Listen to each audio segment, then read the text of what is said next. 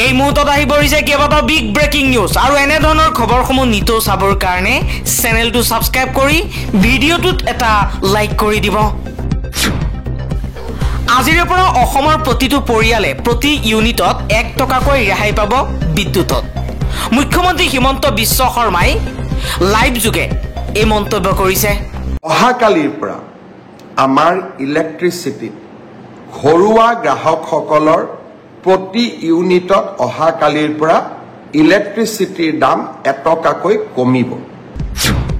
পৰৱৰ্তী খবৰ, আজি ইজৰাইলে পুনৰ ভয়ংকৰ আক্ৰমণ চলাইছে গাজাৰ ৰাফাহৰ পৰা পলায়ন কৰিছে পেলেষ্টাইনীসকল। 3জনকৈ লোকৰ আজি মৃত্যু হৈছে। ইজৰাইলে বেইৰুটত বোমা বিস্ফোৰণ কৰিছে। ইজৰাইলী বাহিনীয়ে এসপ্তাহৰ ভিতৰত দ্বিতীয়বাৰৰ বাবে লেবাননৰ ৰাজধানী বেইৰুটত বোমা বিস্ফোৰণ কৰি কমেও 3জনকৈ লোকৰ মৃত্যু হোৱাৰ লগতে হিজবুল্লাহৰ সৈতে যুদ্ধবিৰোধীৰ ভাবুকিও দিছে। ইজৰাইলী সৈন্যই প্ৰায় সমগ্ৰ চহৰখন খালী কৰাৰ নিৰ্দেশনা দিয়াৰ লগতে সেই অঞ্চলত মাৰাত্মক আক্ৰমণ চলোৱাৰ পিছতে দক্ষিণ গাজাৰ ৰাফাহৰ পৰা হাজাৰ হাজাৰ পেলেষ্টাইনী পলায়ন কৰিবলগীয়া হৈছে। পৰৱৰ্তী খবৰ, নেপালত ৰাজতন্ত্ৰৰ দাবীত প্ৰতিবাদ। ৰাষ্ট্ৰীয় প্ৰজাতন্ত্ৰ পাৰ্টিৰ 2 নেতাৰ বিৰুদ্ধে দেশদ্ৰোহৰ অভিযোগ। ৰাজতন্ত্ৰ পুনৰুদ্ধাৰৰ সপক্ষে প্ৰতিবাদৰ সময়তে গ্ৰেপ্তাৰ হোৱা ৰাষ্ট্ৰীয় প্ৰজাতন্ত্ৰ পাৰ্টিৰ জ্যেষ্ঠ উপ সভাপতি ৰবীন্দ্ৰ মিশ্ৰ আৰু সাধাৰণ সম্পাদক তথা সাংসদ দৱাল শমশেৰ ৰাণাৰ বিৰুদ্ধে দেশদ্ৰোহৰ অভিযোগ উত্থাপন কৰা হৈছে। তেওঁলোকৰ পাছপোৰ্টো আনকি বাতিল কৰা হৈছে। কাঠমাণ্ডু জিলা আদালতৰ ন্যায়াধীশ তাৰাদেৱী মহাৰ্জনৰ বিচাৰপীঠে তদন্তৰ বাবে 5 দিনৰ জিম্মা বৃদ্ধি কৰা বুলি আদালতৰ তথ্য বিষয়াই জানিবলৈ দিছে। এতিয়া আৰক্ষীয়ে তেওঁলোকক আদালতৰ অনুমতি সাপেক্ষেহে মঙলবাৰলৈকে আটকাধীন কৰি ৰাখিব পাৰিব। আন এটা খবৰ, গুৱাহাটী বিশ্ববিদ্যালয়ৰ উপাচাৰ্য ননীগোপাল মহন্ত জড়িত বৃহৎ আৰ্থিক কেলেংকাৰীৰ অভিযোগ SFI। গুৱাহাটী বিশ্ববিদ্যালয়লৈ আগবঢ়োৱা অসম চৰকাৰৰ বিশেষ অনুদান ব্যৱহাৰৰ ক্ষেত্ৰত আৰ্থিক অনিয়মৰ গুৰুতৰ অভিযোগ উত্থাপন কৰিছে ভাৰতীয় ছাত্ৰ ফেডাৰেচনে। ছাত্ৰ সংগঠনটোৱে উপাচাৰ্য ডক্টৰ ননীগোপাল মহন্তৰ নামো আৰ্থিক অনিয়মৰ অভিযোগৰ সৈতে জড়িত কৰি বিষয়টোৰ উচ্চ পৰ্যায়ৰ তদন্তৰ দাবী জনাইছে। সোমবাৰে গুৱাহাটী প্ৰেছ ক্লাবত এখন সংবাদমেল সম্বোধন কৰি SFIৰ নেতা ৰাজদীপ মহন্ত আৰু অৰুণ গুৰিয়াই অভিযোগ কৰে যে ৰাজনীতি বিজ্ঞান বিভাগৰ অধীনস্থ দক্ষিণ পূব এছীয় অধ্যয়ন কেন্দ্ৰটোৱে কেইবা বছৰ ধৰি অসম চৰকাৰৰ পৰা আৰ্থিক 1 কোটি টকাৰ অনুদান লাভ কৰি আহিছে। কিন্তু তেওঁলোকে দাবী কৰিছে যে এই ধনৰাশিৰ অপব্যৱহাৰ হৈছে। বিশ্ববিদ্যালয়ৰ বিত্তীয় নিয়ম আওকাণ কৰি অস্বচ্ছ উপায়েৰে ডাইভাৰ্ট কৰা হৈছে। পৰৱৰ্তী খবৰ, বিশ্ব ৰেমিটেন্সৰ শীৰ্ষত ভাৰত। দেশখনে একেৰাহে 3য় বছৰৰ বাবে ৰেমিটেন্স হিচাপে $100 বিলিয়ন ওপৰত লাভ কৰিছে। বিশ্বজুৰি ই 90ৰ দশকৰ তথ্য প্ৰযুক্তিৰ উত্থাপনৰ পিছত 25 বছৰতকৈও অধিক সময় ধৰি শীৰ্ষ গ্ৰাহকৰ ভিতৰত আছে। 2008 চনৰ পৰা ধাৰাবাহিকভাৱে শীৰ্ষ সৰ্বাধিক স্থান দখল কৰি আহিছে সহযোগিতা পৰিষদ দেশসমূহে। আন এটা খবৰ, চীন আৰু ভাৰতৰ উত্তৰ পূবৰ মাজত কৌশলগত সম্পৰ্কৰ প্ৰস্তাৱ বাংলাদেশৰ নেতা মুহাম্মদ ইউনুছৰ।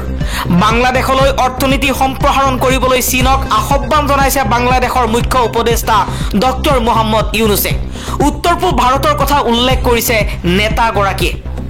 বাংলাদেশৰ মুখ্য উপদেষ্টা ডক্টৰ মুহাম্মদ ইউনুছে বেইজিঙক বাংলাদেশত অৰ্থনৈতিক প্ৰভাৱ বৃদ্ধি কৰিবলৈ আহ্বান জনাইছে। তেওঁ বিতৰ্কিতভাৱে উল্লেখ কৰিছে যে ভাৰতৰ উত্তৰ পূৰ্বাঞ্চলৰ ৰাজ্যসমূহৰ ভূপথ আবদ্ধ প্ৰকৃতিয়ে সুযোগ হিচাপে প্ৰমাণিত হ'ব পাৰে। শেহতীয়াকৈ ইউনুছ 4দিনীয়া চীন ভ্ৰমণৰ সময়ত কৰা এই মন্তব্য সোমবাৰে ছ'চিয়েল মিডিয়াত প্ৰকাশ পাইছে।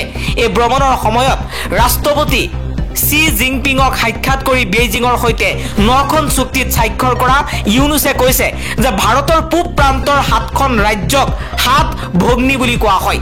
এইখন ভাৰতৰ এটা স্থলপথত আবদ্ধ অঞ্চল। তেওঁলোকৰ সাগৰত প্ৰৱেশৰ কোনো উপায় নাই। বাংলাদেশক অঞ্চলটোৰ সমুদ্ৰৰ একমাত্ৰ ৰক্ষক বুলি অভিহিত কৰি তেওঁ কয় যে এইটো এক বৃহৎ সুযোগ আৰু চীনৰ অৰ্থনীতিৰ সম্প্ৰসাৰণ হ'ব পাৰে। প্ৰধানমন্ত্ৰী নৰেন্দ্ৰ মোদীৰ অৰ্থনৈতিক পৰামৰ্শদাতা পৰিষদৰ সদস্য সঞ্জীৱ সাহানালে টুইটাৰত ভিডিঅ'টো পোষ্ট কৰি ইউনুছে ভাৰতৰ উত্তৰ পূব অঞ্চলৰ কথা কিয় উল্লেখ কৰিছে বুলি প্ৰশ্ন উত্থাপন কৰে। তেওঁ কয়, ভাৰতৰ 7খন ৰাজ্য ভূপৃষ্ঠৰ আধাৰত ইউনুছে চীনৰ ওপৰত ৰাজহুৱা আবেদন জনোৱাটো আমোদজনক। চীনে বাংলাদেশত বিনিয়োগ কৰিব পাৰে, কিন্তু ভাৰতৰ 7খন ৰাজ্য ভূমিৰে আগুৰি থকাটোৰ তাৎপৰ্য কি? শনিবাৰে উভতনি যাত্ৰাৰ সময়ত ইউনুছে চীনত কয় যে তেওঁৰ দেশৰ বাবে বেইজিঙক ভাল বন্ধু হিচাপে চোৱাটো গুৰুত্বপূৰ্ণ। নতুন দিল্লীৰ বিৰুদ্ধে বেইজিঙক ভাৰসাম্য ৰক্ষা কৰক বুলি উপস্থাপন কৰি ইউনুছে কয় যে আমি চীনক আমাৰ ভাল বন্ধু হিচাপে দেখাটো অতি গুৰুত্বপূৰ্ণ। চীনৰ চৰকাৰী সংবাদ সংস্থা চিনইউৱানক দিয়া এক সাক্ষাৎকাৰত ইউনুছে কয় যে তেওঁ দ্বিপাক্ষিক সম্পৰ্কই নতুন পৰ্যায়ত প্ৰৱেশ কৰিব বুলি আশা কৰিছে। 26 মাৰ্চত চীনত উপস্থিত হোৱাৰ পিছত ইউনুছে হাইনানত অনুষ্ঠিত হোৱা ফৰাম ফৰ এছিয়াৰ বাৰ্ষিক সন্মিলনত ভাষণ প্ৰদান কৰাৰ লগতে 27 মাৰ্চত কেইবাটাও অনুষ্ঠানত অংশগ্ৰহণ কৰে। শনিবাৰে ইউনুছে পেকিং বিশ্ববিদ্যালয়ৰ পৰা সন্মানীয় ডক্টৰেট ডিগ্ৰী লাভ কৰাৰ লগতে এই উপলক্ষে বক্তৃতাও প্ৰদান কৰে বুলি ৰাজ্যিক সংবাদ সংস্থাই প্ৰকাশ কৰে।